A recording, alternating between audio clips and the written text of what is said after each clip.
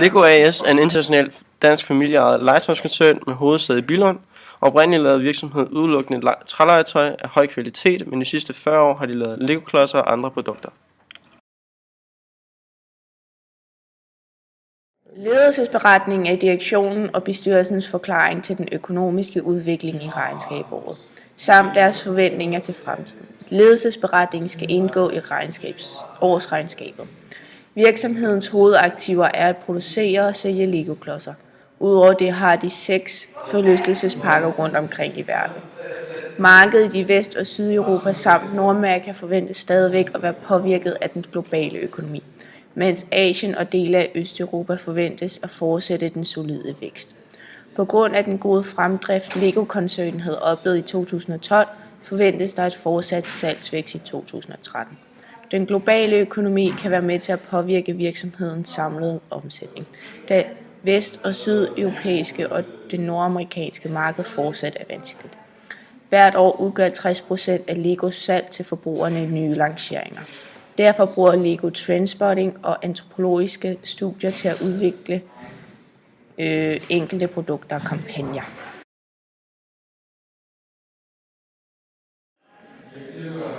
Hej 1G. Vi er her for at snakke om Legos revisionspåtegning. Først vil jeg lige forklare, hvad en revisionspåtegning er. Og det er, at alle virksomheder, der omfatter regnskabsklasserne B, C og D, skal have deres regnskab revideret af en eller flere revisorer. Og de skal være statsautoriserede eller registrerede revisor.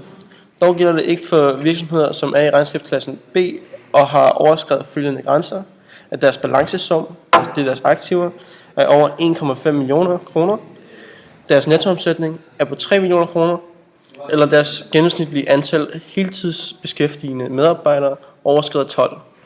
Yes. Og i Legos revisionspåtegning giver det revisionen et retvisende billede, hvilket vil sige, at det er en pålidelig årsrapport, Lego har fået sammensat sig, der det giver et retvisende billede af koncernens aktiver, passiver og finansielle stilling.